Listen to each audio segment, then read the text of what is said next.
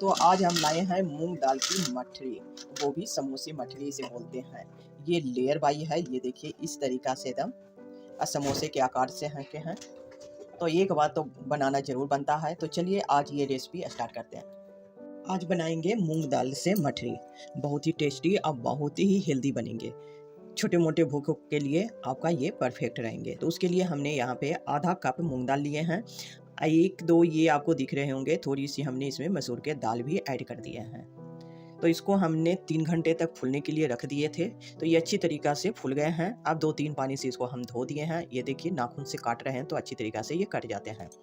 अब इसे हम 2-3 पानी से अच्छी तरीक़ा से साफ़ कर दिए हैं, पूरी तरीक़ा से क्लीन है। अब इसको हम पेस्ट बना लेंगे। पेस्ट में पानी उतना ही डालना है, इसमें ज़्यादा डाल के पतला नहीं करना है, बस पीसने भर ही डालना है कि जिससे कि मिक्सी हमारी चल सके। तो पहले इसको हम पेस्ट बना लेते हैं। अब इस पेस्ट को हम निकाल लेते हैं। बगैर पानी डाले ही हमने पेस्ट बनाए हैं। अब इसमें कुछ मसाले ऐड कर देते हैं। तो हल्दी पाउडर डाल रहे हैं इसमें कलर के लिए। लाल मिर्च पाउडर आधा चम्मच डाले हैं। ये तीखा आपको पसंद है तो आप अपने अकॉर्डिंग डाल सकते हैं, कम या ज़्यादा कर सकते हैं। अब 1 चम्मच इसमें हम भर के डाल रहे हैं सफ़ेद तिल। ये भी आपको ऑप्शनल है, अगर आपको अच्छे लगते हैं तो डालिए, नहीं तो इससे डालने से टेस्ट भी बढ़ जाते हैं और लुक भी इसका अच्छे लगते हैं। अब यहाँ पे लिए हैं कस्तूरी मेथी, इसको थोड़ा सा तवा पर रख करके उसके बाद इस तरीक़ा से करिएगा ना हाथों से, तो ये आराम से इस तरीक़ा से हो जाते हैं, पाउडर की तरह बन जाते हैं। तो इस तरीक़ा से डालें, नहीं तो वो पत्ते पत्ते रहते हैं। आधा चम्मच डाल रही हूँ कच्चे जीरा और आधा चम्मच डाल रहे हैं यहाँ पे भुने जीरा के पाउडर है। अब यहाँ पे नमक ऐड कर रहे हैं, तो नमक स्वादानुसार डालिएगा, अपने स्वाद अनुसार। तो हम यहाँ छोटी चम्मच से 1 चम्मच नमक डाल दिए हैं। इसे क्रिस्पी बनने के लिए, करारे बनाने के लिए हम यहाँ पे ऐड कर रहे हैं आधा कप यहाँ पे सूजी, क्योंकि हम यहाँ पे मैदा का यूज नहीं करेंगे, गेहूं के आटे डालेंगे इसमें। तो पहले इसको हम मिक्स कर लेते हैं इन सभी चीज़ों को। तो पहले मिला लीजिए सबको। तो ये देखिए ये हमारे मिक्स हो गए हैं। देखिए ये कितने गीले हैं, ऐसे हमें हार्ड बनाना है, यानी कि हमारा डो सख्त होने चाहिए। तो अभी तो सूजी भी इसमें फूलेंगे। अब इसमें मिलाते हैं 1 कप गेहूं के आटा। तो यहाँ पे डाल दिए 1 कप गेहूं के आटे, इसे मिक्स करके देखते हैं पहले। अब यहाँ पे डाल रही हूँ 2 चम्मच मोयन के लिए तेल। ऐसे अब अच्छी तरीक़ा से मिक्स कर देते हैं। अगर ये आव भी गीला रहेगा तो इसमें आटे अभी आव लगेंगे। तो जब तक कि ये हमारा सख्त डो ना हो तब तक इसमें हमें मिक्स करने हैं। तो यहाँ पे 2 चम्मच आटा आव लिए हमने, यानी कि 1 कप तो पहले डाल चुके हैं और 2 चम्मच आव लिए हैं, क्योंकि हल्का अभी ये थोड़ा सा मुलायम थे, इसलिए इसको हमें सख्त बनाने के लिए। अब ये हमारा परफेक्ट हो गए हैं। अब इसे हम ढक करके रख देते हैं। अब इसको हमने 5 मिनट के लिए छोड़ दिए थे। अब इसको हम देख लेते हैं। तो ये अच्छी तरीक़ा से एकदम सॉफ्ट हो गए हैं, ये देखिए। इसको फिर से हम एक बार मिक्स कर लेते हैं।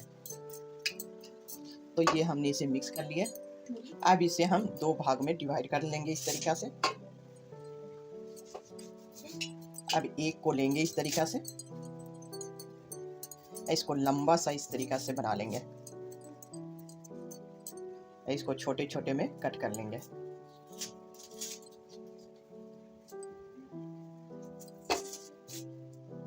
तो यहाँ पे हमने टोटल 6 लोइयाँ बना चुके हैं इस तरीक़ा से। अब यहाँ पे हम किचन फर्श को अच्छी तरीक़ा से साफ़ कर लिए हैं। अब इस पे थोड़ी सी सूखे हुए आटे छिड़क करके इसको हम पतली, जब जितनी भी पतला हो सके उतना हम इसको बेलेंगे। इस तरीक़ा से इसे, जिस तरीक़ा से रोटी बेलते हैं ना, उसी तरीक़ा से इसे इसमें सूखे आटे डाल करके कि ये चिपके नहीं।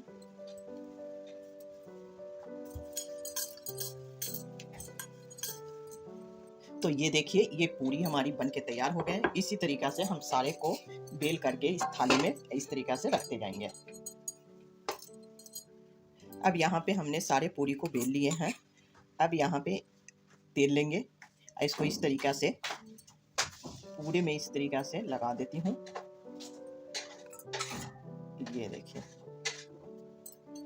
अब ये पूरी तरीक़ा से चिकना हो गए हैं। अब इसके ऊपर हल्का सा ये आटा या मैदा इसके ऊपर से डाल दीजिए। अब यहाँ पे इसे भी इस तरीक़े से फैला देते हैं। अब यहाँ पे दूसरा पूरी लेंगे, ये रहा दूसरी, इसे भी सेम साइज से, फिर इसके ऊपर से तेल डालेंगे, इसे भी उसी तरीके से, इसे भी सेम तरीके से हल्का सा सूखा आटा इसके ऊपर भी फैला देते हैं। फिर यहाँ लेंगे तीसरी पूरी। अब इसके ऊपर से भी ये तेल का लेयर लगा देते हैं। इसके ऊपर से सूखे आटे, टोटल हमारे पास 6 हुए थे, तो 3 एक बार में करेंगे और 3 एक बार में। अब इसको इस तरीक़ा से फोल्ड कर देते हैं। इससे पूरी तरीक़ा से हल्की सी दबाते हुए इससे फोल्ड करनी है। ये देखिए इस तरीक़ा से रोल बना दिया इसे। अब इस तरीक़ा से इसे चिपकाने के लिए थोड़ी सी इस तरीक़ा से कर देते हैं। अब इसे कट कर लेंगे। अब यहाँ पे छोटे छोटे टुकड़ों में कट करेंगे, जितना कि हम पूरी के साइज बनाते हैं ना उसी पीस में, यानी कि आधा इंच इसका हम टुकड़े कर रहे हैं। तो सारे को इस तरीक़ा से कट कर लेते हैं। अब यहाँ पे सारे को हमने कट कर लिए हैं इस तरीक़ा से। तो इस तरीक़ा से इसको थोड़ा सा हाथों से दबा करके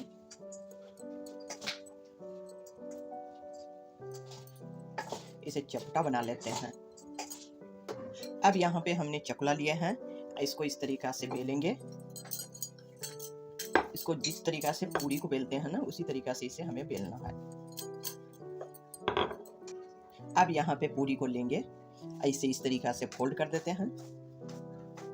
और उसके बाद इसमें ये पानी लगा करके, क्योंकि ये खुले नहीं, तो इस तरीक़ा से इसे हम चिपका देते हैं। ये बीच वाले में पानी नहीं डालेंगे, तो ये हमारा समोसे की तरह, यानी समोसा मठरी बनके तैयार हो गए। इस तरीक़ा से हमें सारे को बनाने हैं। फिर हम दूसरा पीस लेंगे, थोड़ी सी आटा सूखे हुए कि चिपक न जाए।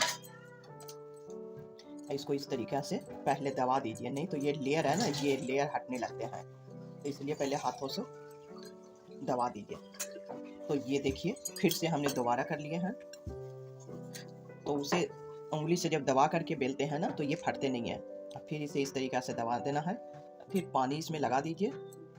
ये लीजिए हमारा समोसा मठरी बनके तैयार हो गए हैं। तो समझ में आ गए ना दोस्तों, इसी तरीक़ा से सारे को बना लेते हैं।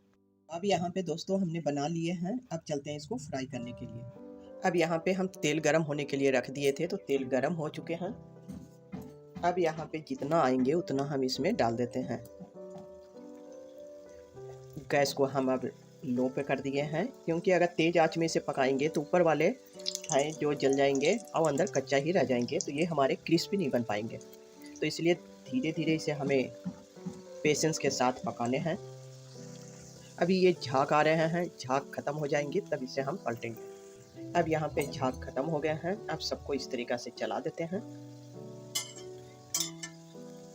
और इसे अब धीरे धीरे पकने देंगे गोल्डन होने तक,